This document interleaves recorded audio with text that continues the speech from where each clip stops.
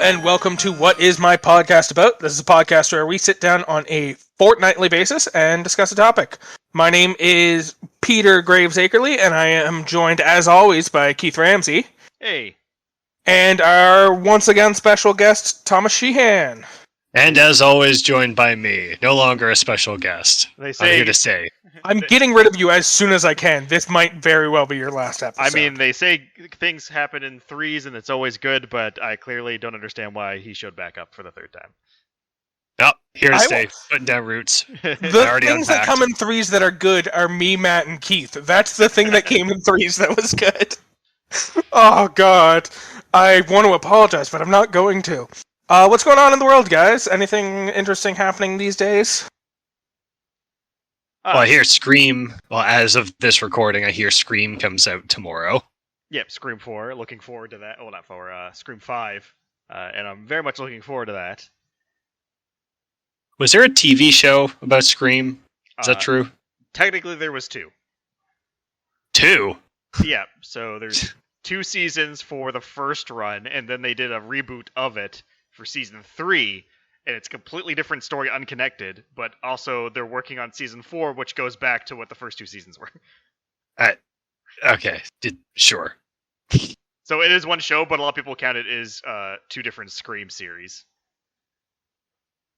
I fucking love the Scream series. To be fair, the movie series. I haven't actually watched the TV series.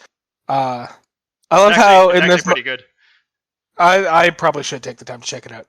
I enjoy how in the marketing for this movie, they released a poster with all the major characters and just the caption, "The killer is on this poster." So yeah, they're very much so leaning into the kind of meta commentary that their movies always have been. Yeah, and another one was, "It's always somebody you know." Yeah. I'm calling it now. It's Sidney Prescott. She's finally the killer. A lot of people think it's going to be Dewey this time. Oh, if it was Dewey, I'd be into that. The one reason I've refused to accept it's Dewey is because of, was it one of the Scary movies that parodied Scream and had Dewey? Yeah, Scary Movie 1, actually. Yeah, it was the first one, because 2 was Haunted House. Right, yeah. And they parodied this and actually had Dewey be the killer in that one. So that was... Well, it was both a parody of... Well, it's a parody of a lot of movies. But the scene in particular was a parody of The Usual Suspects, where he walks out, peels off a fake mustache, and his limp goes away, and he's a completely different person. Fun times had by all. Iser Soze. Brilliant. Dare you say that name to me. Also, it's not brilliant. You go back and watch the scene, and the one thing he does is goes from being a person who no one knows about to guaranteeing that cop spends the rest of his life chasing after him because he's very convinced that this person is Kaiser Soze. All he did was ensure that one of the cops knows for sure, and thus all of the cops know for sure who he is. Well, what year did that movie come out? Because, it'd be harder and harder to track down a person without, smartphones and cameras on every street corner. 1995. Yeah, I'm thinking, he definitely got away with it, because that makes the ending all the more terrifying and cryptic. There was a game that was announced, too, that it looks pretty interesting. Have you guys heard of SNK versus Capcom Card Fighters? Card Fighters? Yeah, it's coming to the Switch. No. Okay, so... Can't say that I have.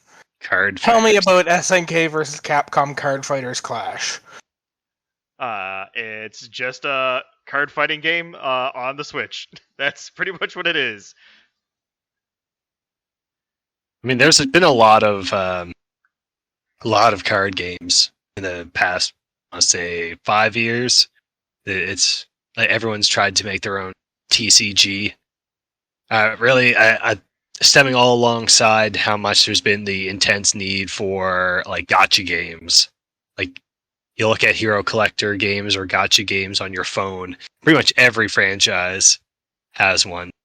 Looney Tunes, every single anime.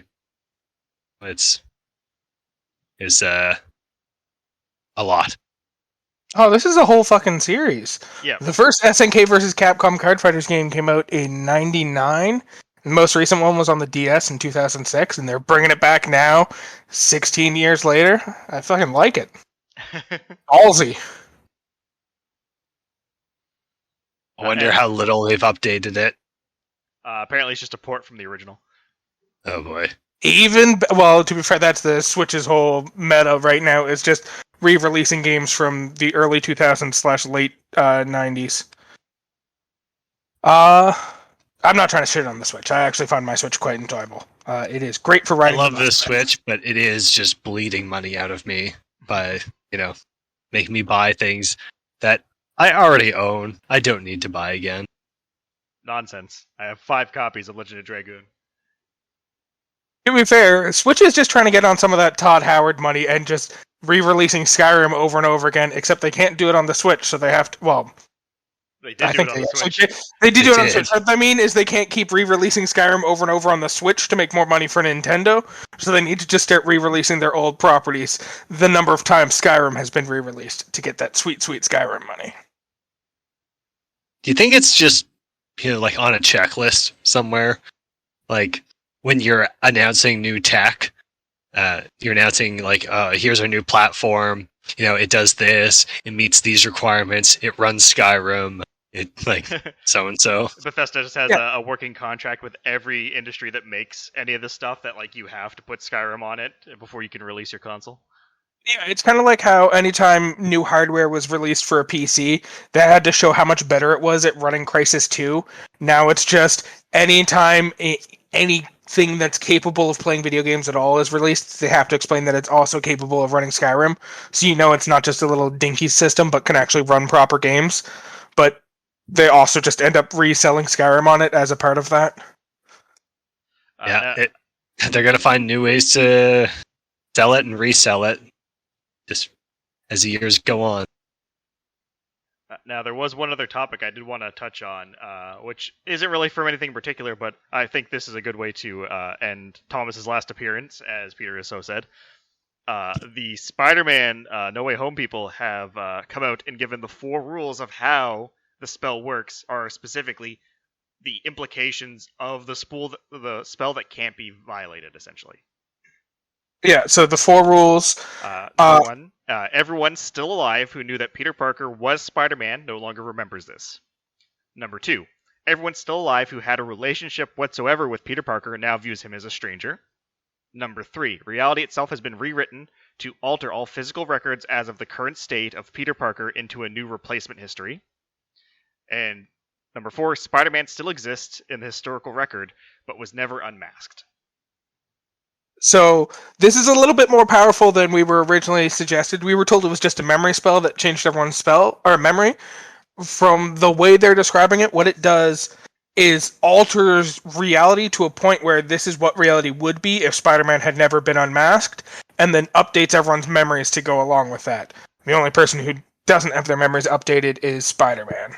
And they also clarified that, to explain a few things that happened with this as well, it's as of the moment the spell is cast, so it doesn't alter like the past, it alters the current reality, and then retroactively fixes everyone's memories to think that that's how it worked backwards. So everything you saw in Endgame with Peter Parker and everyone like, oh, hey, Peter Parker, that all still happens. Everything in the movie still happens. It wasn't changed. But everyone's memory was replaced with new memories to make sense with the new reality.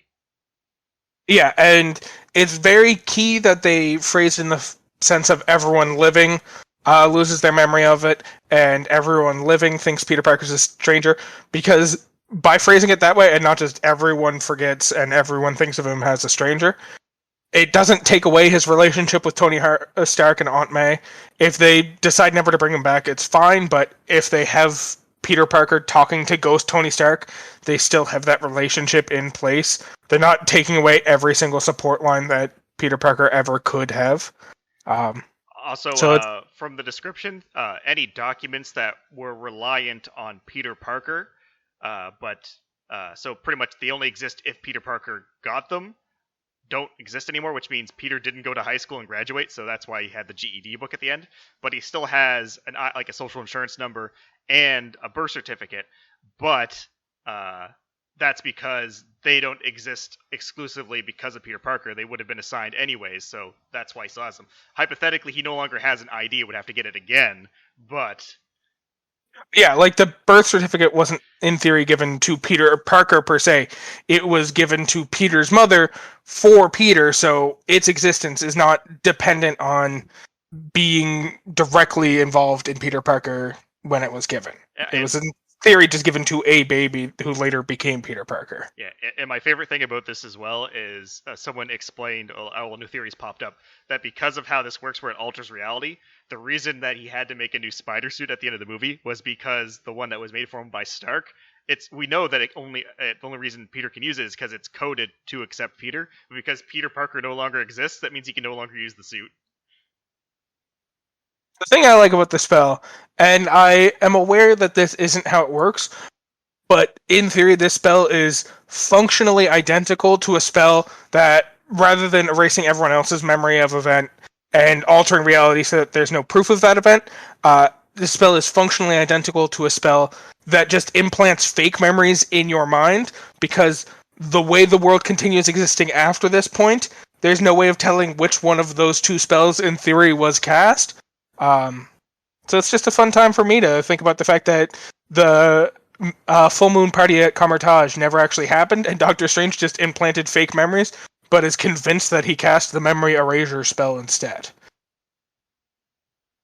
Anyways, that's enough preamble. Let's fucking get into this shit. I'm glad that they did release that, because obviously a lot of people were curious about it, and Marvel cares about the fans, so... The thing I in particular like about it is rules 1, 2, and 4 was essentially what everyone assumed when they were debating on it, and 3 is the one that caused the most contention, because without 3, what about Flash Gordon's book? Couldn't anyone read that and then figure out Peter Parker is Spider-Man? And with Rule 3, then how is he getting an apartment for himself? But the specific way they worded Rule 3, where all physical documents were updated for this new reality, kind of like covers both of those cases. Yeah, it's almost like the spell changes reality first, and then catches everyone's memories up to that new reality. Yeah. So the way that Rule 3 is worded in particular allows for both those things to be true, where he still has the documents required to get an apartment, but also the book that Flash printed or published about being friends with Peter Parker is never actually published in the first. Well, it was published, but it's been deleted from history, essentially. It's good, because I was losing a lot of sleep over this, I'm wondering how the fuck did Peter Parker get an apartment? No, did he lie? Did he steal? That doesn't sound like Peter Parker. No, that's why I was losing sleep about it. Alright, so, for those of you who have not looked at the title of this podcast, and who are unaware of what we're about to talk about, we're just fucking gonna get right into it.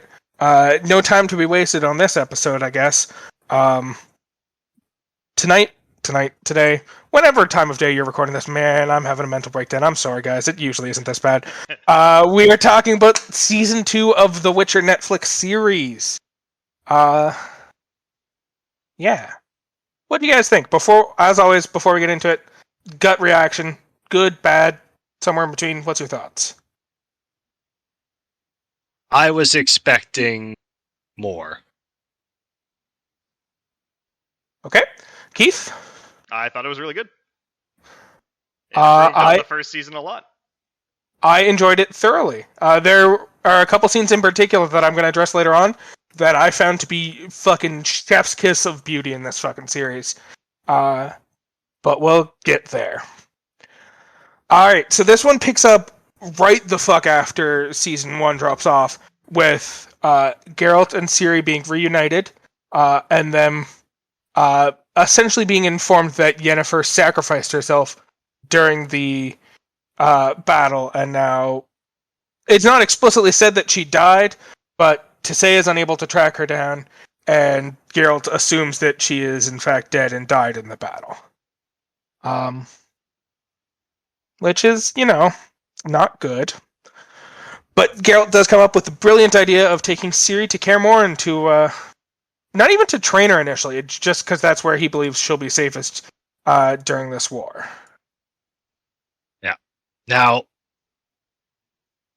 I want to address that right away, because that plan goes out the window in seconds.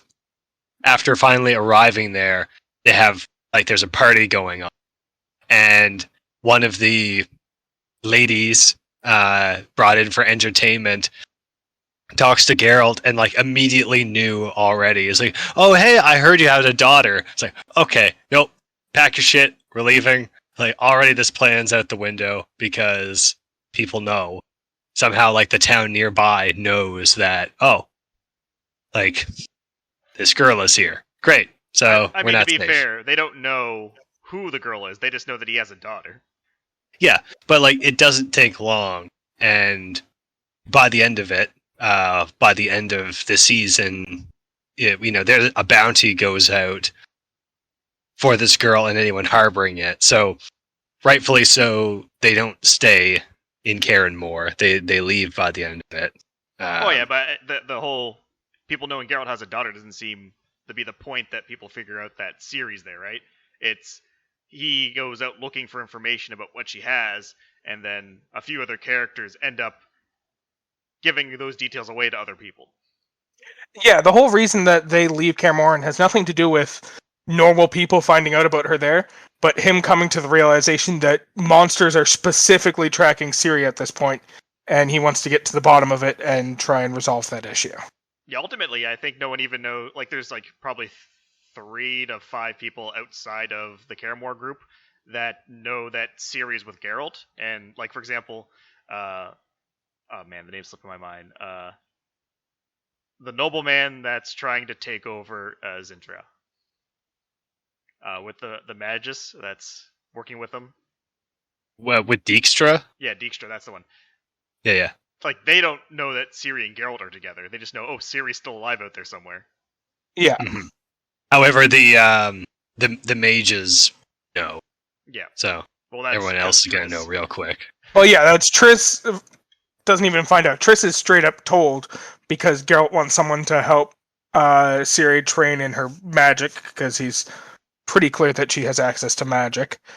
So he tells Triss, and Triss tells a couple of the other trusted mages. Mm. And then there's that neutral temple they go to. Like, oh, here's Ciri. She's magic. Oh, okay, we gotta leave. To be fair, I don't think that was because he told them. I think that they tracked her down. Yeah. But that's my point. It's like they tracked her really quick, and it's all like the clever conveniences of people being exactly where they needed to be. Or Karen Moore being what I feel like was, like a day's ride away. It's close, but not that close. Yeah, just like how quickly they got there in between the second last and the last episode when they're at the site of the destroyed obelisk, and then they go riding away. And then in the next episode, Geralt's like right there. Whereas in the first season and then like the start of this season, it takes a while for them to get there. Oh yeah, but I'm glad they're not like bogging us down with, oh, they've been camping for 13 days and we need to watch it. Well, nothing eventful happens. Yeah, no, they're getting right into it, but like I found that the pacing of this season was just off the whole time. And obviously, a lot of moving parts, a lot of things happening. So they had to show us a lot of things, and I found myself needing to know, more about the A plot with Geralt, obviously, and Ciri, who's, like everyone's trying to get her to bring about the apocalypse. And then we flash cut over to the elves. And the elves are talking about, the all their backstory and their lore, and trying to have the first, true blood baby. And then we flash cut to Dandelion and Yennefer, and like playful music is jamming as they're like running through the streets. Meanwhile, it just harsh cut over from like Ciri getting attacked, which was just a harsh cut over from Geralt exploring this ravine with the mage about how, oh man, the worlds are coming apart and everything's being destroyed now. Look at these beasts that are emerging from other worlds, and then just back to some it was very whiplashy in terms of the urgency flash cutting to something either jovial or something calm and light. One thing I will say about it, with all the jumping around, is it did what it did in the first season very well. Is it told stories that seemed like there was an A plot, a B plot, and a C plot, and then by the final 2 or 3 episodes, it ties them all together to the point where it's clear all 3 of them were telling the A plot. It was just telling them from different perspectives.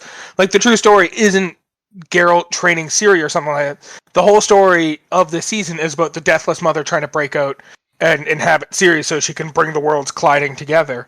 And it's just you're finding that out from different perspectives of what's going on with Ciri and her being attacked by the monsters, and what's going on with Yennefer, and that's her being told the Deathless Mother plot from the beginning, but not realizing it how it links to the other storylines, and what's going on with, I don't know, fucking the elves was also a part of the Deathless Mother storyline, but we don't fully understand what's going on with the Deathless Mother for them either. We don't realize that's what's happening.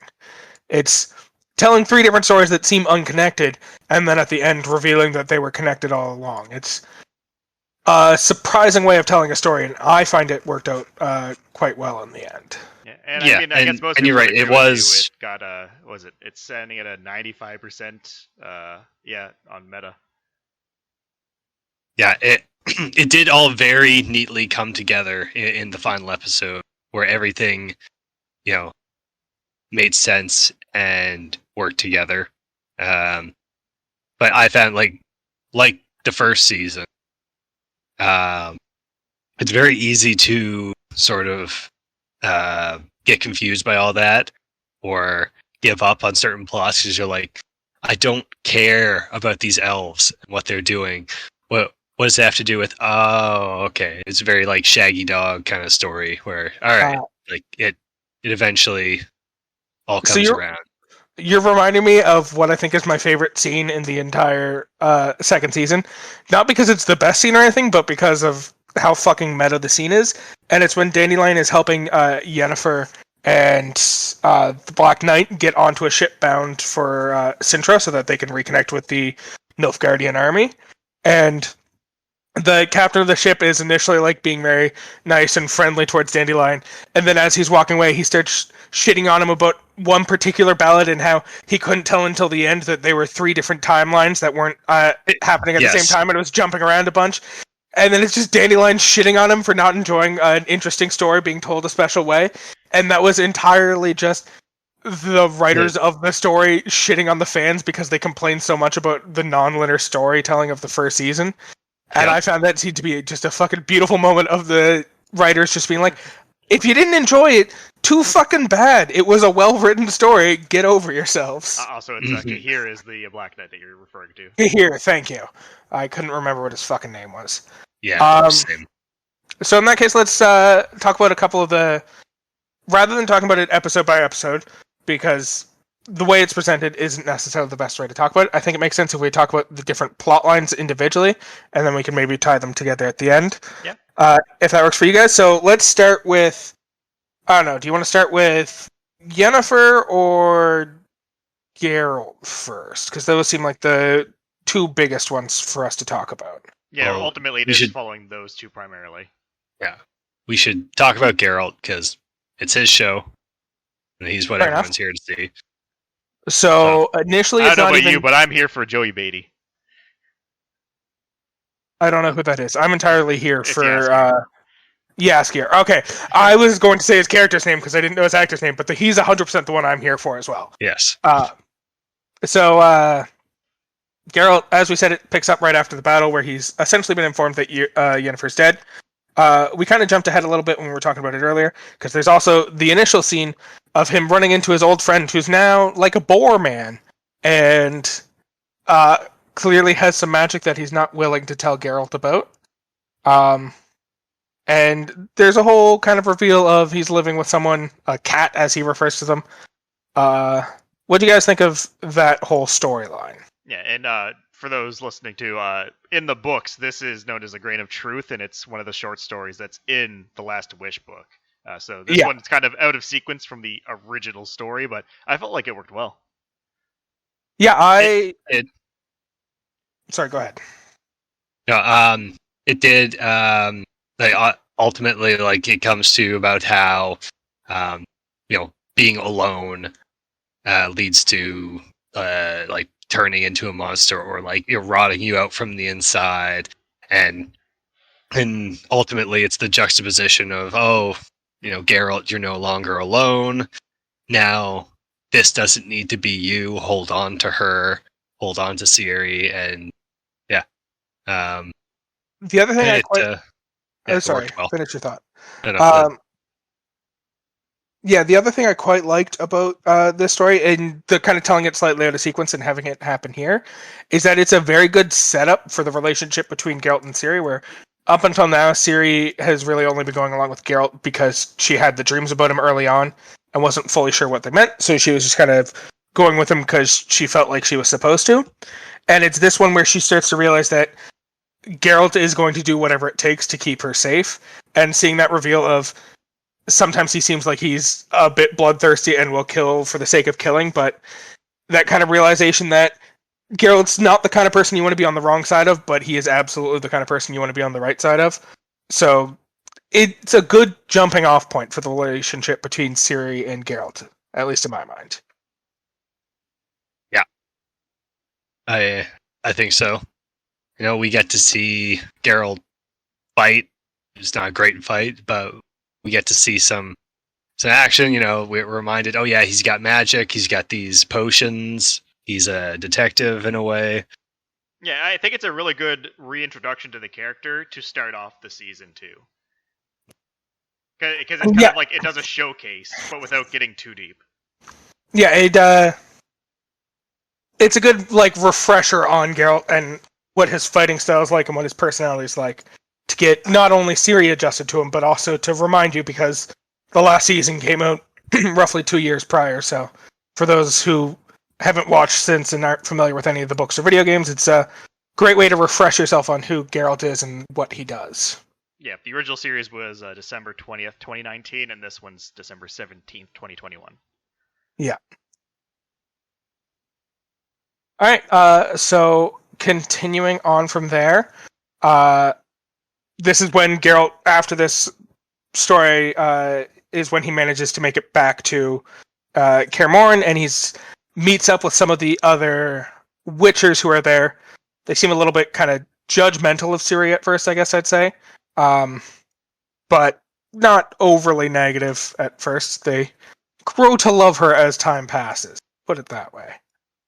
And then we meet one of Geralt's close friends from when they were younger in training, and that's Eskel. And he's definitely defeated Leshy recently, and nothing bad happened during that fight, and nothing bad is ever going to happen involving Leshies and Eskel ever again. Right? So this is... thing. Alright. Start. So we had this plot thread of Eskel coming back and being infected and then turning into a monster. And in it, he stabs Geralt in such a way that it almost looked like how he got stabbed. So I was convinced Geralt was going to be infected and they have to look for a way to cure him. And they never followed that. Instead, we go 2 whole episodes before we run into the Leshy and have to learn more about it. And oh no, we don't learn more about it. It just dies immediately to something bigger and worse. And we follow that plot thread, but super loosely. It takes us a long time to get to the conclusion that this thing is just a new mutant from another world. Whereas I figured that they would up the conflict and put in a race against time by having Geralt have to fight off this infection too. But we didn't do that. I mean, that's not really how the Witcher books work, though. It's never been a race against time for a lot of things. And I wouldn't say they just ignored the plot line. It was the kind of the background through line for all of it, right? As for the Leshy thing of Geralt being affected, I don't think it stabbed him. I think, if I remember correctly, it just kind of slashed at him. But Eskel also wasn't one of these new Leshies. He was just being born from one, and he hadn't fully transformed at that point. So yeah, it in came addition, off as only the original Leshy was able to change people. Kind of like, a vampire bites you and you turn into a vampire. If a ghoul bites you, you just die. In The addition, we way never that actually saw the Leshy fight with Eskel, so yes, we know that Geralt got hit by Eskel when he was in that Leshy form. We don't know that it was the same way that Eskel got hit. All we know is he got hit. So for all we know, the fight between the Leshy and Eskel was it just raw dogging his back for 20 minutes straight, and that's what ended up with him having the Eskel or the Leshy mutation himself. So Yeah. No, like Roger, we don't know. It just the way that the fight with Geralt and Leshy Iskel turned out. Yeah, it was like, oh, it's like pinning him down, and then it stabbed him with something. Oh, what did it do? Nothing. It just had him down and stabbed for conflict, I guess. well, I think the So, point of this was less so the fight and how it affected Geralt, and more so how it ended up affecting Vesemir, because we see Vesemir is in a dark place after this, to the point where like he even comes back from it and decides that they have to kill Ciri once she starts showing signs of being infected, because after having to watch one of the men he raised as a son die, he just is kind of broken inside, and that's more so the purpose of this fight, is less so to develop Geralt and to put a new plot line into this story, and more so to develop Vesemir and have his character go through some growth. Also, to be fair, she like in his like whole dark at the end moment. A lot of the remaining Witchers do die due to Ciri directly. Yeah, 100%. Yeah. Ciri probably should have just been fucking killed, but I can see why Geralt was unwilling to go along with that plan. yeah, during that whole fight when, okay, yeah, like I had issues with a number of the fights this season. Like obviously the big one at the end has a lot of moving parts, but it was pretty lame having like Vesemir and the other dude like show up and contain her in a force field when she wasn't even like moving, and then it's like, oh no, they need more help. Okay, you go, I'll contain her. No, screw it, Geralt, you're on your own. And it's like she didn't move for like Well, the containing her wasn't like her 10 physical minutes. form per se. They didn't want her to open up the portal to bring other things through, which after she stopped being shielded, that's what she did. Yeah, exactly. She broke the tree and brought through monsters. They started shielding her with the containment field, and then the moment they stopped to fight the monsters, she brought through more monsters. So the containment was never about keeping her physically in the room. It was stopping her from bringing through more monsters. It was just all very like it seems all very poorly choreographed, in how you have a whole bunch of these Witchers like flailing their arms, going around like being tossed like rag dolls, fighting these two big dinosaurs. Meanwhile, Geralt and Ciri are just standing there having a staring match while everything else is going on. I mean, And Geralt's just like, no, I must stay here, must try and break her out of it. Like, Ciri, break out of it. And then he's like just stands there quiet for like another 5 minutes while everybody else is fighting and dying. I wouldn't say that was like poor. Like it's the story for Geralt and Ciri is not about a conflict of fighting, right? It's more of like Battle of Wills type thing. And the Witcher series has never been about the flashy combat either, right? It's like the gritty stuff. It's someone getting knocked down and their shit beat out of them for like 5 minutes. Yeah, it's about watching Jaskier get tortured for 12 minutes straight, only to have Yennefer show up and blow someone's face off with fire. That's what the series has always been about. It's never been about perfectly choreographed fight scenes and all that stuff. The fight scenes are fun, but they're not what the series is about. It's always been more of a kind of dark storytelling. Yeah, you're going back to the first season when he meets Yennefer, Triss, and he's got to fight the I can't remember what she was, but the princess that was turned into a monster. Yeah, that wasn't like not a big Triss. fight. Yeah, that wasn't when he meets Triss in the same episode. But when he's fighting that princess, it's not like a big flashy fight. It's Geralt getting the shit kicked out of him for like 10 minutes until like the right moment happens for him to break the curse. Yeah, but there was that like super flashy or like the well choreographed thing of him. The first bit of action we get in the whole series is like him taking on a room full of guys, and everything works. Everything is choreographed well. Like there's no stationary parts of people just standing there doing nothing.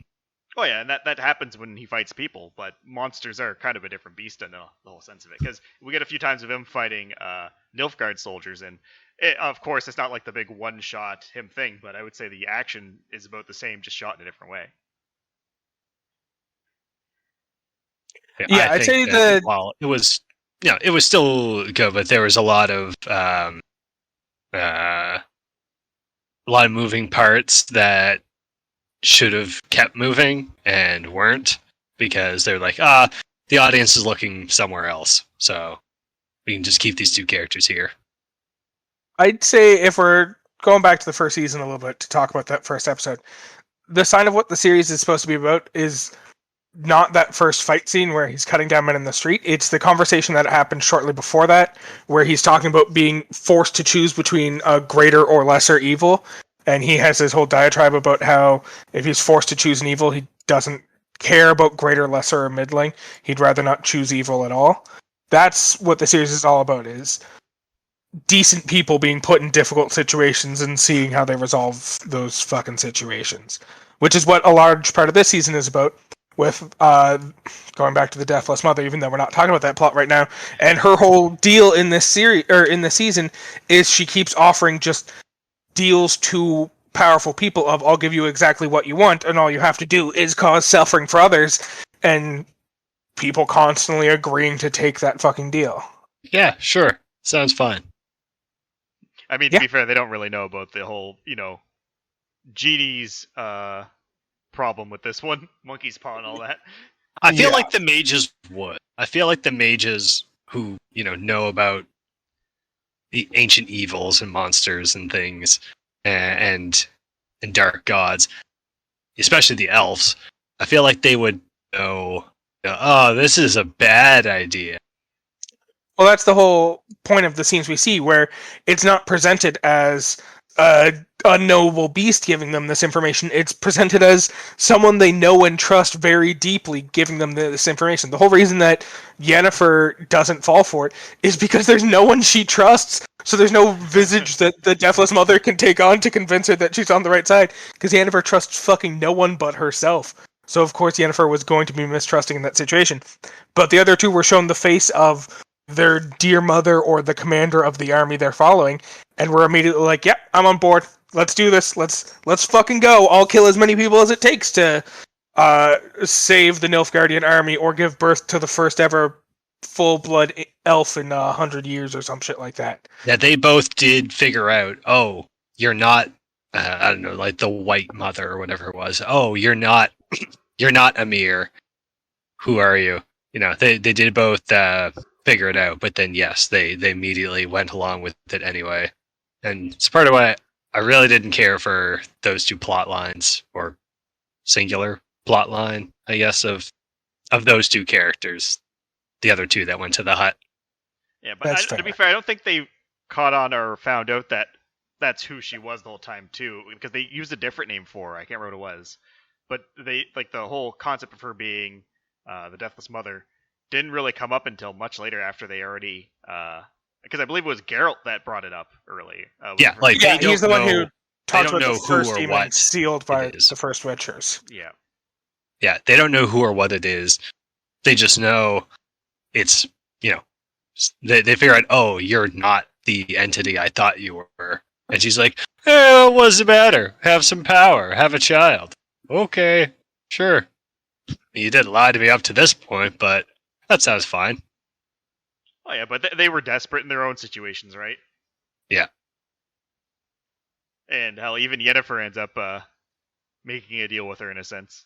Although it ends up... Well, to be fair, that's also sometimes Yennefer's whole stick is making deals with the worst fucking possible people.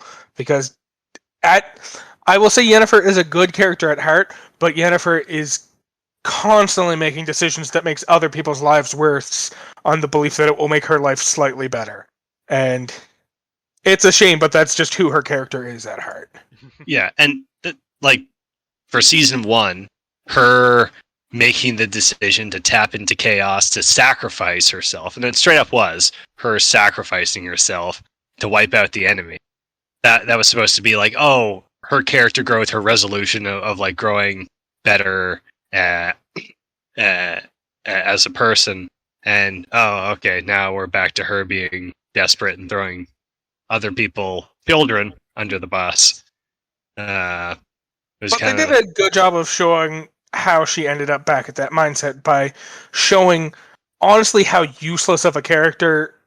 It's a little bit harsh, but how useless of a character she is once the chaos has been taken away from her. Like, yes, she still has her political machinations and her ability to manipulate others, and she uses those to great effect. But when the chips are down and she's in a life or death situation, there's not a huge amount she can do without access to the chaos. So they even show her being put in multiple situations where she is essentially in a life or death situation and refuses to take back the power to use the chaos because she knows she shouldn't deal with the deathless mother, until she finally gets to the point where it's like half a dozen times where she was going to die and manages to get out of it, and then she's captured by guards, and it's made very clear she's going to be fucking killed for her actions, that she finally gives in to the deathless mother. You see, I didn't take it as a full she reverted back to how she was. It was more of, I think all that growth from the first season still takes effect, and she's still that new character, but she had all of that power, and she was able to like kind of break free of her controls, and she made that choice, and then now she's in a spot where all of her power, as she sees it, is gone. Yeah, she has a bunch of other skills outside of her magic, but it's more of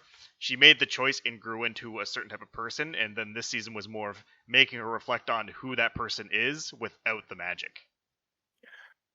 Yeah, and they even like do a good job of showing that she hasn't fully reverted in this situation, because every one of her interactions with Ciri, even as in her mind she's leading Ciri to potentially her death, even though she's kind of rationalized with herself that she was never told it would be Ciri's death. She's just leading a key to a lock, and we'll see what happens when that happens. So she kind of rationalized with herself that she wasn't just killing off a child, even though she kind of knew she was. They even show while she's going through all these steps, she is still looking after Ciri and doing her best to make sure Ciri grows as an individual and can resolve her issues, and teaches her control of the chaos, which she really didn't need to be doing during those times. It was and very much so. The payoff of this is even that, even though it's like almost at the last second, she makes the choice before it even gets to that point to, give up on that deal. It's like, I'm not going to do that. Yeah. So yeah, to say she reverts at the beginning of this season after all of the growth she went through last season isn't the most accurate way of describing what happens. Yeah, it was more of the first season was all about her breaking the control that was on her, and this season is looking at what she is if she's just herself without the magic. Yeah, and she, clearly not happy with that. Wanted to, needed to get her former self back. So, things. It's gonna be interesting seeing where she fits in the next season, where Geralt will obviously want nothing to do with her. But what else is there for her to do other than tag along with them and fulfill the rest of the written story? Yeah, Geralt's Geralt's traveling with both of them, and it's protecting Ciri and making sure she's safe. Well, Yen's the one who's going to be teaching her how to use her magic fully. Yeah, and then they're just going to be off on the road somewhere. Yeah, be interesting. Like, I liked how season 1 worked, of like going place to place, Geralt doing different missions and different hunts. Like that's an interesting story, Mandalorian style, where now we're here doing this job. Now we're going over here and we're going to do this job, and maybe this job goes for 2 episodes because it's really big. It's essentially the old Western style of storytelling, where it's the stranger rolls into town, resolves the situation, and then leaves. Yeah, although in reference to the material that this is based off, that's really only the first 2 books, and then the rest of the story is more of just linear. It's a more concise storytelling after that. There's still Monster of the Week aspects where it's different monsters they go around, but it's definitely the monsters and the monster hunting is not the forefront of the story. And it not really the conflict with Nilfgaard is very largely a large part of the story for the most part. Yeah. And then it starts talking about some other shit going on that the end of this season hints towards happening. Actually, I think that's something worth talking about right now because we get a reveal at the end of the season that I believe doesn't get revealed till the last book. The Amir reveal, is that what you're talking about? Yeah, if I'm correct, because it has been some time since I went through the books, I'm pretty sure us finding out that Ymir is Ciri's father is not until the last book. In fact, I believe it's not even until like halfway through the last book. Yeah, well, I kind of understand why the reveal had to happen earlier because Visual medium versus written medium, it's kind of hard to say. Isn't that the actor that played Ciri's father? it would very much become one of those things where it's either, hey, isn't that the actor who played Ciri's father? Or, why do they refuse to show Amir's face? Why is it always like his chest while he's petting a cat or some shit like that? My lord, why don't you take off your helmet? Because I don't get inside of here. So, it was one of those things where once they started having Amir on screen, it was just going to happen eventually. Yeah. Which is why we don't get that reveal for the first one, because it's never Amir chasing her, it's Kahir chasing her the entire time. Yeah. But to finally have this Amir revelation, you're right. It is. I don't remember if it's specifically the last book. It might be the second to last book. It's very late in the story. Yeah, I haven't read the books recently either.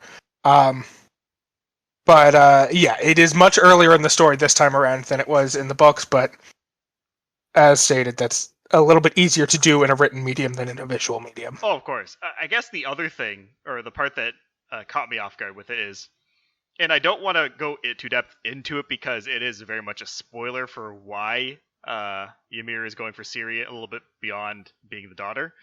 But Ymir's plan, I feel like they're going to have to change it a little bit because he announced to everyone in his kingdom, essentially, or in that room at the very least, that he is the father of Ciri. Cirilla. Yeah. When his plan in the books kind of would make everyone say, "Oh, you're kind of an asshole." Yeah.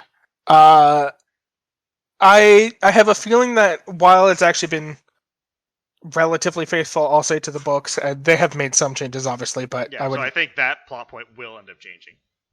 I think it'll change, and I think there will be people on the internet who are mad about that, because we've talked about this before, and we'll talk about this again, but I don't understand people getting annoyed when plot points are changed ever so slightly in an adaptation, because like, oh, it's not the same as the book. And my gut reaction every time someone complains about that is like, what's the benefit of it being exactly the same as the book? If it's exactly the same as the book, then every plot point you know a mile away, so it's not going to be a fun reveal when it happens. If they're changing things, then you get a fun reveal when you see that, even if you're familiar with the book.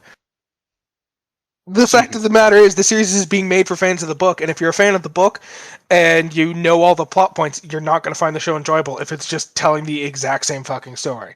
It has to make some changes, especially where it is a visual medium. They have to make some changes because some things just are told better via book versus via movie or TV.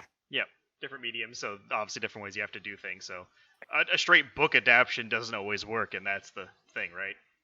And also, the Witcher books came out how long ago? So obviously some stuff needs to be updated to make more sense as well. Of course. Yeah. So, yeah, totally agree. Like, a lot of things need to be changed. And it just makes things more interesting around to see. Like, obviously the directors, the writers of this show got to look at what worked and what didn't work. Started listening to Henry Cavill when he says, "Do this."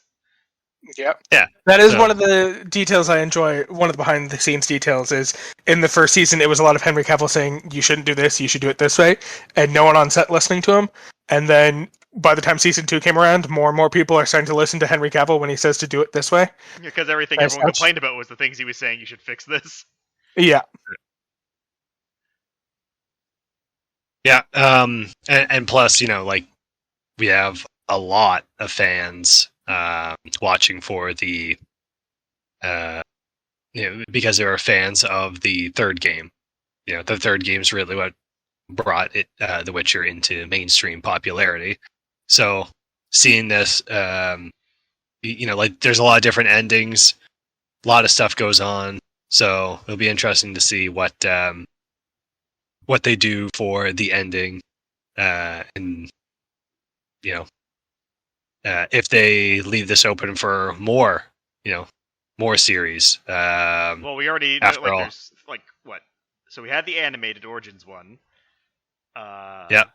Now we're getting another Origins series. Yeah. Yeah, but the first. If you saw to the end of the TV show, if you saw to the end of season 2, we have a trailer for the next game. I say game. Yeah. I'm sorry. Blood Origin, the next series, which is the story of the first Witchers for Netflix and live action. I mean, I love having more in this world, and to be fair, they're actually going through the books pretty quickly, because at the end of season 2, we're already into the 4th book out of 8. Yeah. Yeah, because there's a lot of lore. The Last Wish and Sword of Destiny, and this season is a little bit from Last Wish, Blood of Elves, and then a little bit from Time of Contempt. Yeah. It's mostly Blood of Elves and then the beginning of Time of Contempt, essentially. Yeah. Yeah, it's a lot of lore, which I found, the first 2 episodes of season 2 had, it was a lot of lore and exposition and characters being brought back in. So, works. But, again, same sort of issues with the pacing and the, non-linear storytelling. If you're just watching this for, a simple pick-up popcorn kind of flick. I will admit to that. This is not a series to sit down and shut your brain off. This is a series you have to be willing to think about while you watch. Yeah. Which is not what some people are turning Netflix on for. Oh, yeah. In the days of just binging shit, it's what's on? Or what's in the top 10? I'll watch it. Doesn't matter what it is. I'm just going to watch it because it's in the top 10 of Netflix while I, play on my phone or while I cook something. Oh, wait, what's this? What's this huge, blood feud? Why are they killing babies as they, walk out?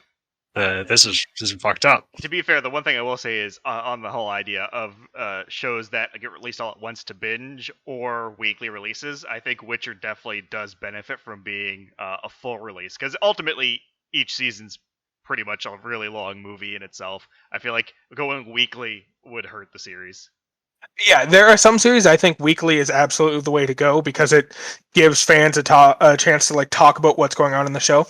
I don't think this show is one of the ones that needs that time for people to discuss and theorize between episodes, especially with the non-linear storytelling and the jumping around between plot lines.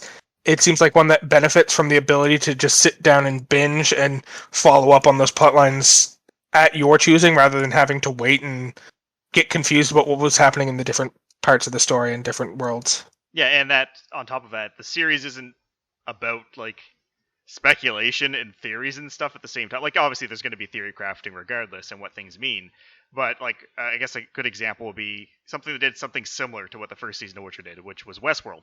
Westworld was actually meant to, you had think about things and what could this mean, and that was what it was kind of built around, so it needed the weekly release to have that talking period.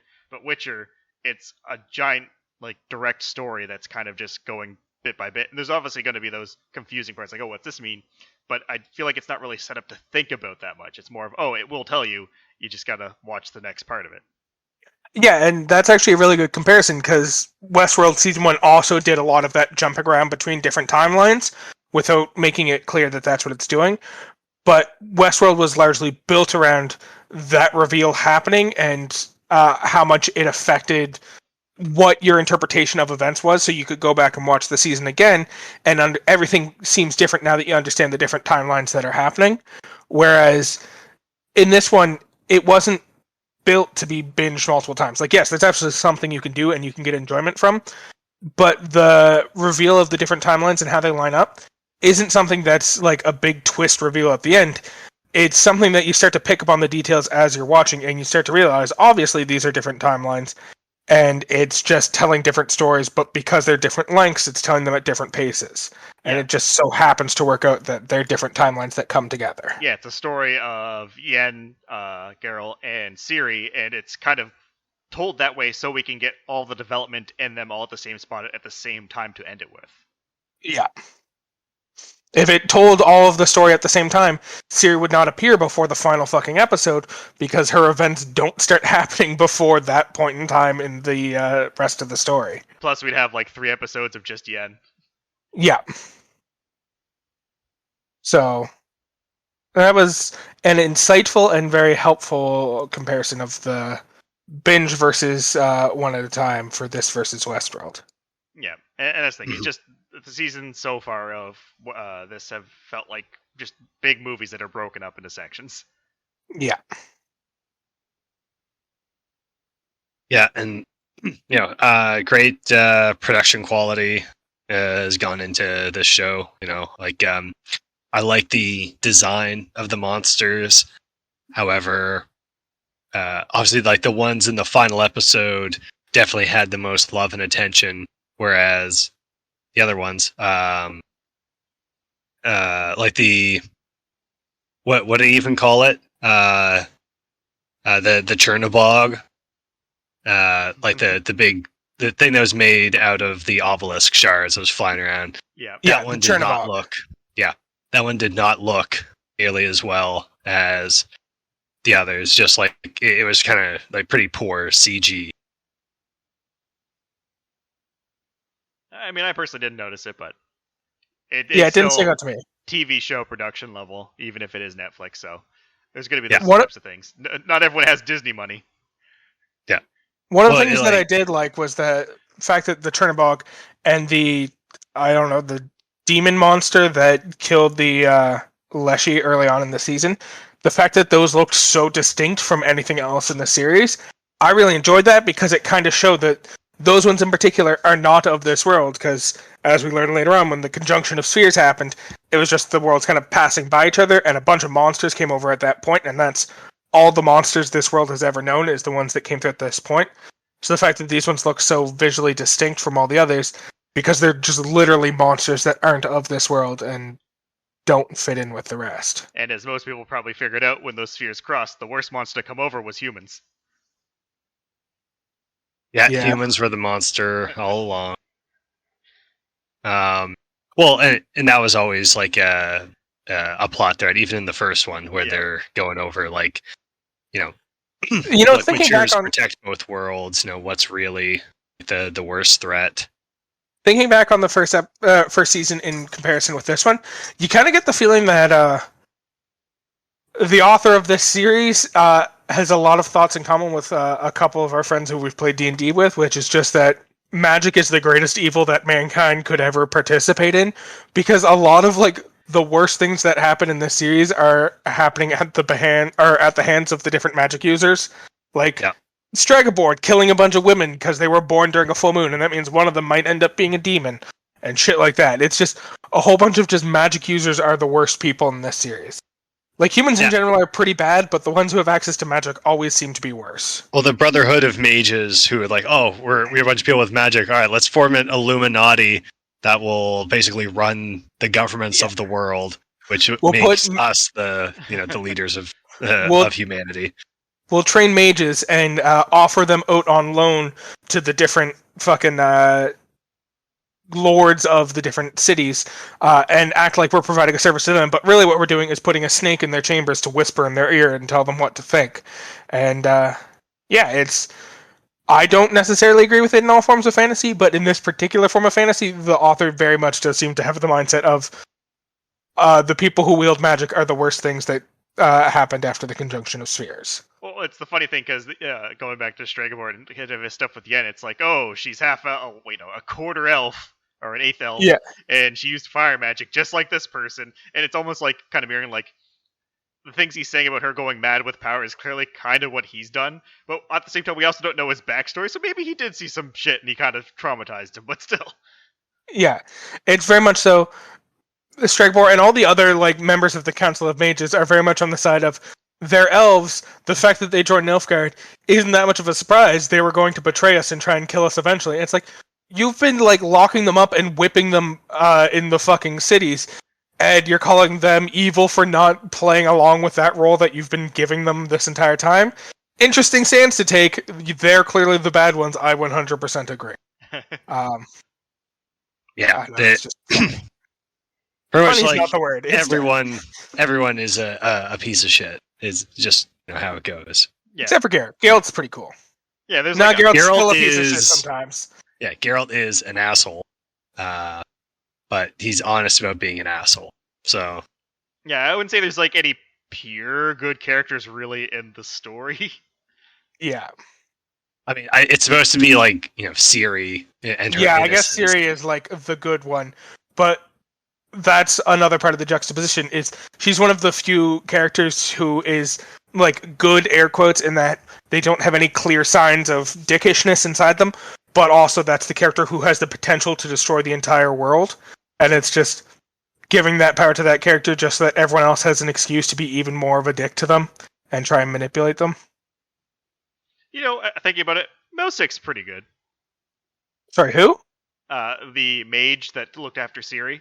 We got a Oh. flashback to him in this one. Moser, yeah. Yeah. I'm trying to think, like, what characters would I say, like, I would trust them fully? Definitely not Ciri's grandmother. That one, not at all. No. Even Yasker I wouldn't trust. No. See, here's the thing. There are situations in which I would 100% trust Yaskier, but I would not be comfortable saying I 100% trust Yaskier, because there are also so many situations I would 0% trust Yaskier. Yep.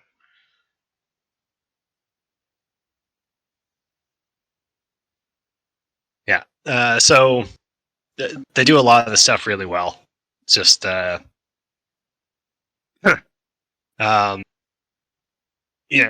in a way you could say like, oh yeah, like them not just killing Ciri when she gets possessed and them choosing to save her is them like saving humanity.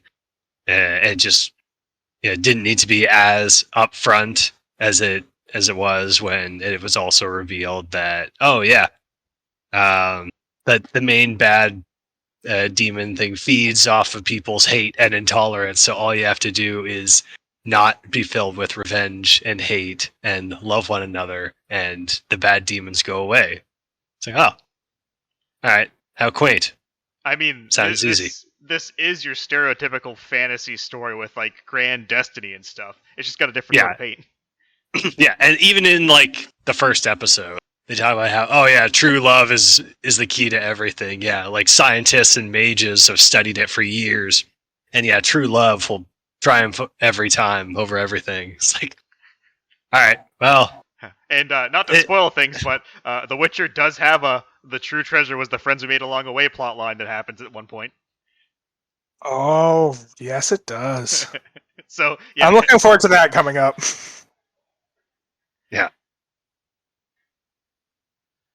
yeah, it is very blunt and upfront about a lot of this stuff, and even Dandelion has his his songs, and he has his resentment for Geralt, but then he just like pretty much the same episode he's talking about how the friends always come back for you, so fuck. Well, you're right. Yaskier very much so has, and I found this quite amusing, less of the personality of like someone who has grown to hate Geralt from leaving him, and more so just the personality of like someone who's got unrequited love for Geralt, and that's very much so how it's played. Is Yaskier's very clearly like in love in air quotes, but has strong feelings for Geralt, and Geralt just does not reciprocate those feelings, and it's just Yaskier wanting to be friends with someone who does not want to be friends with him until it finally works out for him. To be fair, I think Geralt does want to be friends with Yasker. It just doesn't know how to express his feelings properly, which is just the Geralt plotline. Yeah, I should phrase it that way. It's not that Geralt doesn't want to be friends with it. It's just from Yaskier's perspective, Geralt doesn't want to be friends with him because Geralt doesn't know how to express that he wants to be friends with Yaskier. And so Yaskier comes across much like a jilted lover who just was never given the attention that they deserved. Yep. Where Yaskier's whole thing is finding love with as many people as possible wherever he goes. So, Best part is the actual jilted lover comes across as less of a jilted lover. Like, yes, Yennefer also has a similar reaction to Geralt as Jaskier does, but Jaskier just turns that shit up to 11, whereas Yennefer's at like a comfortable like 8. Well, And it's just that's the thing about Yen. Like, she comes off more like, I can't believe you've done this. I don't have time for you. yeah, it's not I'm in love with you and I am upset that we haven't been able to spend time together. It's I thought I was in love with you and it turns out it was a genie spell. And it's her coming to terms with the fact that maybe she was in love with him and it was also a genie spell. It doesn't have to be one or the other. It's kind of what she's going through for the early parts of this season / the end of the last season. And it's just kind of funny that the one who actually was in a relationship with Geralt and who was, in theory, scorned by him based on his actions, is not the one who acts like that's their relationship, and that's Jaskier who acts like it. Yes, he's such a good character. I fucking love him. But yes, he has another bop this fucking season. Last season he had the Toss a Coin to Your Witcher, and this time it's Burn, Butcher, Burn. What do you guys think of that song? Do you enjoy it? Did you find yourself dancing along? it was good. He didn't have as many songs this time around. He really has 2. And yeah,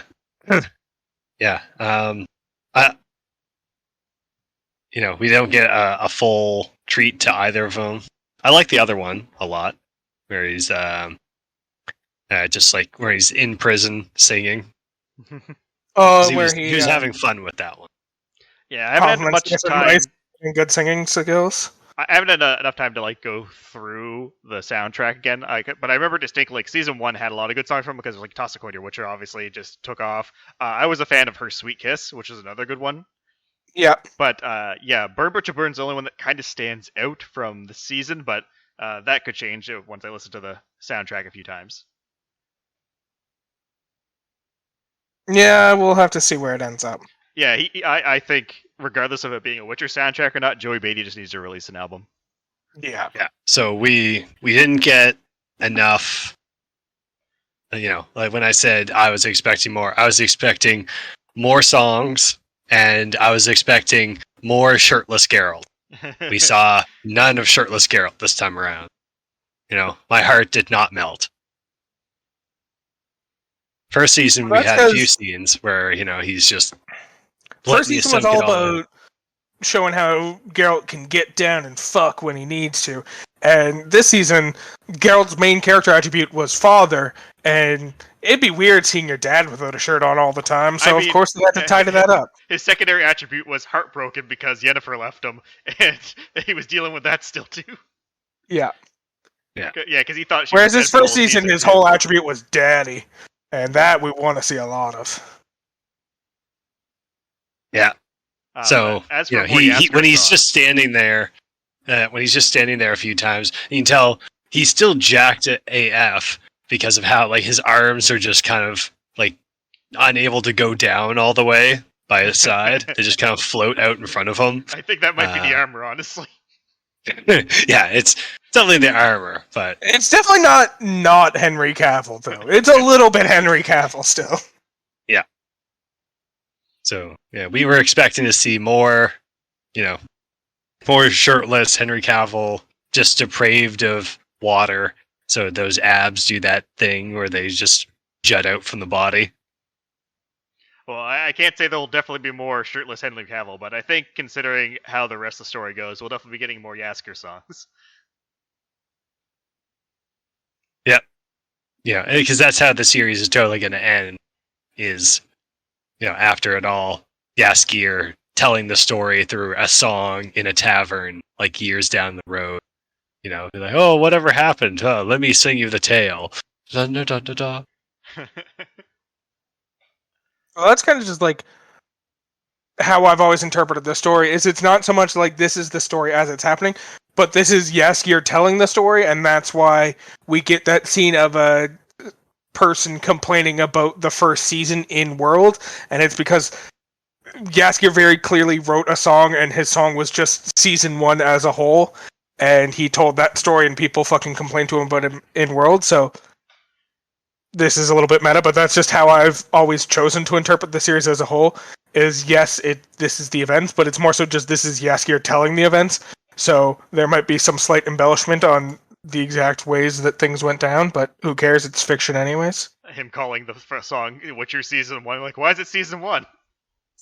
Just wait Well, and see. Why is it season 1, you ask here? Why is it called The Witcher? There are a bunch of Witchers. Why isn't it called The Butcher of Blaviken or something like that? It's like, fuck you, I'm the storyteller. I get to choose what I call my fucking story, bitch. Yasker's actually just omnipresent, and he's able to see everything that will happen. Yeah, he's not only aware of what has happened and what is currently happening, he's aware of what is to come. Yeah. Before they first meet, he's already talking to fucking Geralt about Ciri, and Geralt's like, who the fuck is Ciri? Why do you keep mentioning this fucking name to me? Oh, you'll see. You'll Ciri. It dances off. Strums on the lute as like money just flows into his pockets. It's like, God, I hate this guy. Well, off to go get swallowed by a whale again. Most powerful man in existence.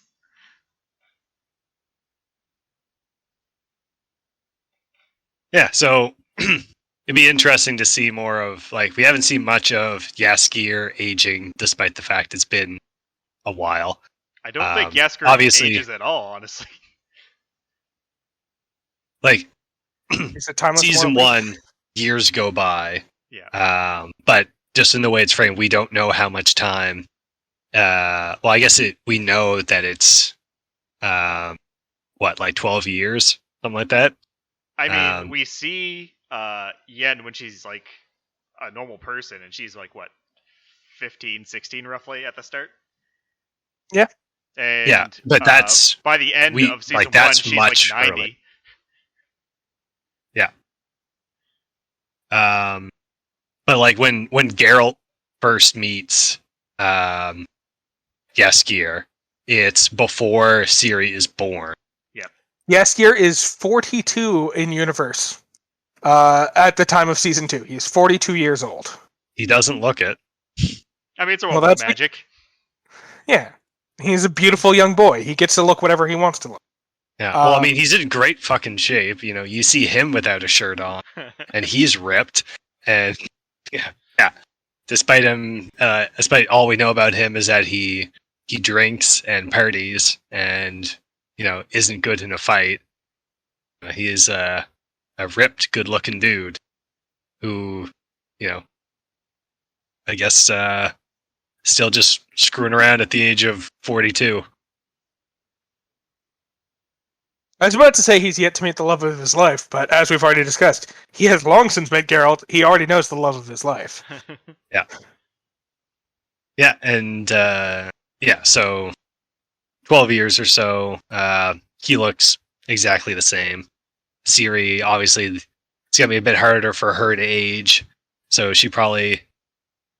I don't know if they're going to keep her the same age, for the next season or not. It would make sense that they just keep the same actress. She's going to be like a year older or whatever. And they'll just go with that.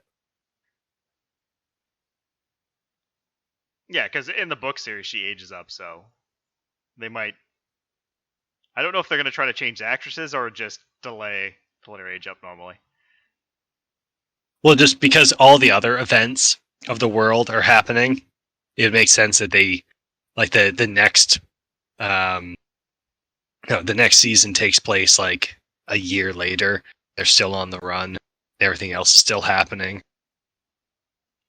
As opposed to, like several years have passed. Everybody else just kind of sat on their hands and waited for the A plot to keep going, I guess. So they could change out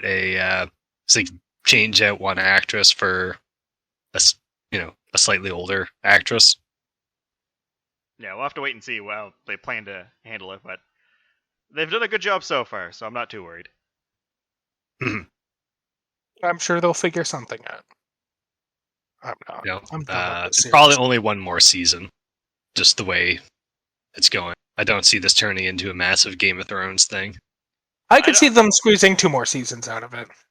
I mean, keep in mind that the first 2 books are just short stories that were compiled into like one season on itself. If I had to make an educated guess, just where this season was mainly Blood of Elves and most of Time of Contempt, I think we're probably getting at least 3 more seasons. 3 more seasons. Yeah, I mean, season 3 and 4 was already greenlit, so I don't know. The fact that, like, all right, now we've seen the Wild Hunt, and, like, we've been introduced face to face with both the Wild Hunt and Ymir, like the big bad emperor. It's like, okay, here's our 2 main antagonists. Now we can deal with them because we know what they're after, and yeah. But you think they're gonna fit 5 books worth of story into 1 season? they don't need to put 5 books worth. That's about them having to choose what to cut. I would personally say it's a lot of stuff's kind of important to set up how it ends, especially where the story itself is kind of about Ciri growing up. Because as much as we follow we'll Geralt see. in the books, Geralt's not really the main character. It's Ciri. Yeah, that's why I think it's only 2 seasons, honestly, because really there's 3 books left to tell. The Season of Storms isn't at all about Ciri, it's about Geralt himself, and it's set long after the events of the rest of the books. Yeah. So I really just think we have the Baptism of Fire, Tower of the Swallow, and Lady of the Lake left. Well, we still have Time of Contempt as well. We only still have like roughly half of Time of Contempt. Yeah, so that's why I could see 4 seasons is probably the minimum. I think they could do it in 4 seasons total, so 2 more seasons. I think it would be a little bit stretched and they would have to cut stuff, but I could see them squeezing it into 2 seasons, but 3 I could also see happening if they try and do a book a season. But I could also see them going up to like a book and a half a season and cutting a little bit to get the last of them in 2 more seasons. Yeah, if they were going to do it nicely, I think at the pace they've gone, they could probably nicely fit it into 5 seasons and wrap it up there. But all we know for sure is that 2 more seasons have been greenlit. Yeah. Yeah, it's just for the sake of like keeping people's interest, I don't think they have the audience yet to do a massive 8-season story. To be fair, Game of Thrones did not have the audience after a single season to do a massive 8-season story. It grew over time and grew more popular as it went. Also, I think Witcher Season 2 actually had a substantial growth compared to Season 1. The rating of it went up a full 30% because Season 1 was only reviewed as 60%. Let's see if I can find the numbers here. 68% for Season 1, 94% for Season 2. Yeah.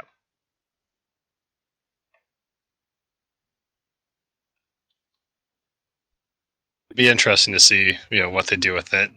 That's just me. According to me saying, I doubt it's going to go, I doubt it's going to go that far.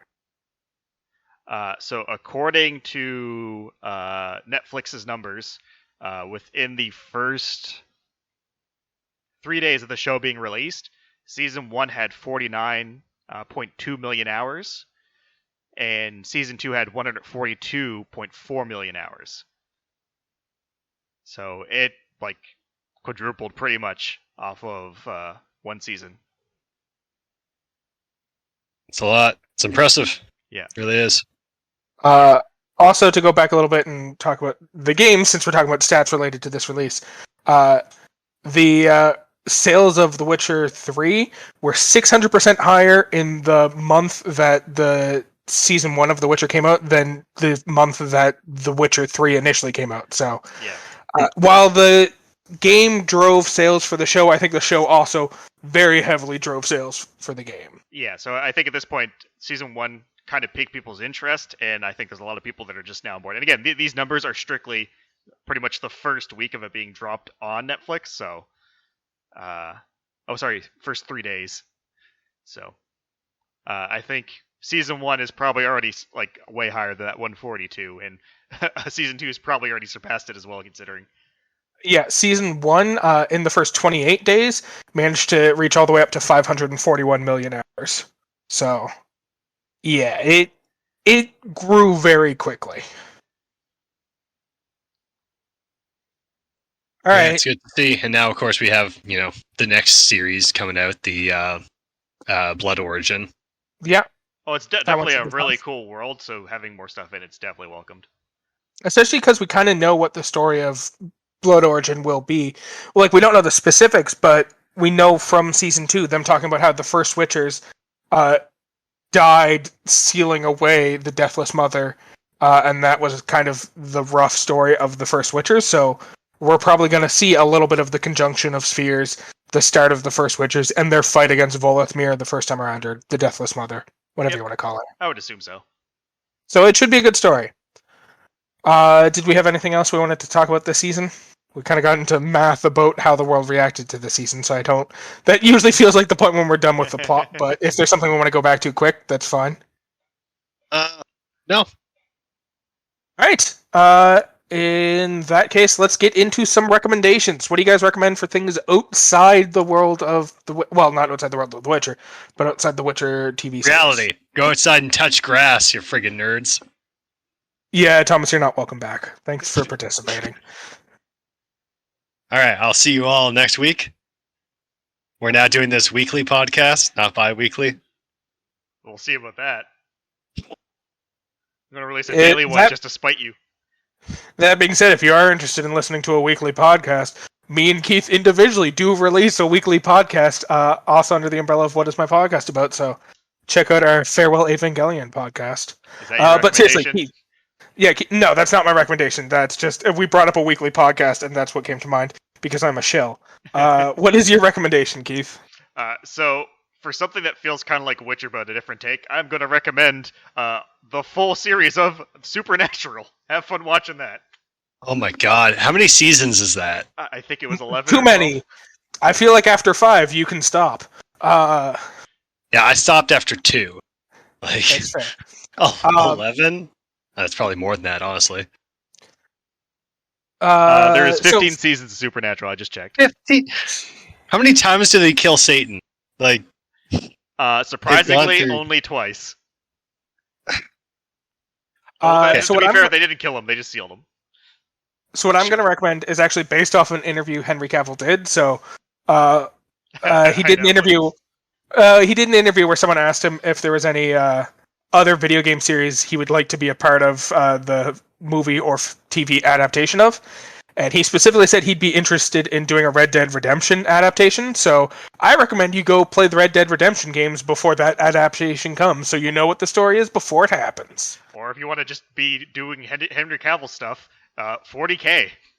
40K also another great thing to play if you just want to be more like Henry Cavill. There's actually a great interview where he kind of ropes Tom Holland into doing 40K miniatures.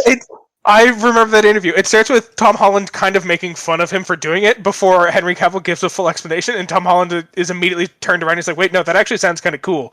Could that be like a thing we do together? And Henry Cavill's like, yeah, sure, fucking come over, hang out, I'll kind of force you into doing it. It's great. Alright, so that's our recommendation. What about a question? You know what? Here's a question. In a similar vein, whereas this was an adaptation of books, but also, as Thomas said, the third video game is kind of what brought it to the public's attention. Is there another video game adaptation you would like to see made into a TV series? And if so, what is it? So not necessarily one we've never seen before. Maybe you were a fan of the Prince of Persia games and really disappointed by the Prince of Persia movie adaptation and you want to see them do it better. What is something like that you would like to see? That's my question to the audience, unless you have a better one. Yeah, we do live in a world where, like, Limitless and Taken get TV shows, and MacGruber is now getting a TV show. So yeah, anything's possible. You know? So Also, for my answer, I'm going with Prince of Persia now that I think about it. I thought that one had a lot of potential, and the movie itself did not live up to the potential, so I want them to make a Prince of Persia TV show and really sink into that one. man, that'd be so weird if he uses the time powers and go back into a previous episode. Oh, would actually be hype as hell. Is like the first half of the season is him getting the Sands of Time powers, and then immediately in the first episode of the second half of the first season, it's him going back to the first episode, and you can see him in the background of scenes from the first episode. I think that'd be hype as hell. Yeah, the person who like bumps into him and like leaves the door open to let him go through actually turned out to be him, in a later episode kind of thing. I like Yeah. it. Hmm. If I was going to pick one, I would probably pick Valkyrie Chronicles. That's fair. That one does have a lot of story going on there, so it'd be interesting to see how they do. Valkyria Chronicles is already a show. Is there a Valkyrie Chronicles show? Wait, Valkyria Chronicles? Yeah. I know they made the anime. Yeah, that's what I mean. Yeah, so the first game had an anime series, but I mean like a show set in the world. Oh, I assume okay. we were talking about Like- live action. Oh, no. I mean, yeah, you're right. May as well have a Netflix show. I was like, it's already got an anime. It's based off an anime, like one for one. You should know better. Keith doesn't watch anime. There's no way he's going to watch that. He needs a live action adaptation for him to watch. I mean, if Yeah. I have to change it into something that would No, that's perfect. That's a very valid answer. a Soul Calibur / Tekken story, and the reason I say slash is because they're connected worlds, just different years. Your first answer was better. Thomas, do you have an answer to this question? Yes, I have the correct answer, and that is Half-Life. Valve's not going to finish the series, so the only way we're going to get any conclusion to any of the games is with a Half-Life Netflix series. What if they announce it as a miniseries, and they have like 4 or like 12 episodes, and each one's an hour long, and they release it in acts. So there's Act 1, which is 4 episodes, and then Act 2 is 4 episodes, and then they never release Act 3, and that's just the entire Half-Life TV series. I'd be into that shit, because that'd be very meme-tacular. I'd respect it. Yeah. Alright, do we have answers from our question from last episode, Keith? Let me pull that up real quick. And going back on like Henry Cavill stuff, I think he said, because he's a big nerd, I think he had a lot of comments about, oh yeah, I'd love to be that character, or I'd love to play, that character. I'd love to play, in a movie like this. I think that was just him just going off on, oh, how cool would that be? Like, because I'm an actor, I get to do like all these fun projects. Please, someone hire me. So we had no Oh, sorry, answers. what was our question for the last one? What villain should show up in Hawkeye? Was that what the question was? Which villain should show up in the MCU? Or In the MCU in particular. Okay. I'm surprised we got no answers, but I'll take it, I guess. It's better than one particular answer, I'll put it that way. And you know what answer I'm referring to, but I'm not going to say it out loud. Anyone correctly guessed this episode? no one has correctly guessed the episode as of yet, but of course, as always, if they manage to guess it before the episode goes live, they will get that called out when the episode goes live. Fair enough. So, as for our emails, we have received a email. I'm not going to get into the specifics of it right now. You'll find out more about what that email contained in 2 weeks, because it was a suggestion. And as it's a suggestion that came in just before January, we're probably going to do it as a topic for one of our episodes during January. With so that being... This is kind of sorry, your yeah. last chance to send in some January suggestions, because the next episode is January episodes. Yep, so as of this going live, you have roughly 2 weeks to make suggestions. I suppose you have like 4 weeks probably, because we'll release 2 episodes. But if you wait the full 4 weeks, there's a solid chance your episode won't get covered in our January. But if you get it in within the next 2 weeks of this episode going live, there's a pretty solid chance it might end up being our second episode of January. So, that being said, I just want to thank everybody for listening to today's episode. Remember that you can find us on all major podcasting platforms. We also upload to YouTube. And make sure to follow us on Instagram, where we have these little polls and questions for you to answer and get involved, as well as pictures for you to try and guess what our episode is going to be about. Remember, if you want to talk with us, you can always email us at whatismypodcastabout@gmail.com. That works great if you have questions you want us to answer, or if you have an idea what our podcast should be about. In particular, for instance, say you want us to talk about something during January. That's a great way to do it, is send us an email at whatismypodcastabout@gmail.com. All those words spelt the way they are normally spelt. make sure to reach out to us there if you have any ideas for us. And make sure you tune back in a fortnight for our next episode, where, I don't know, I guess we're going to talk to the baby merchant?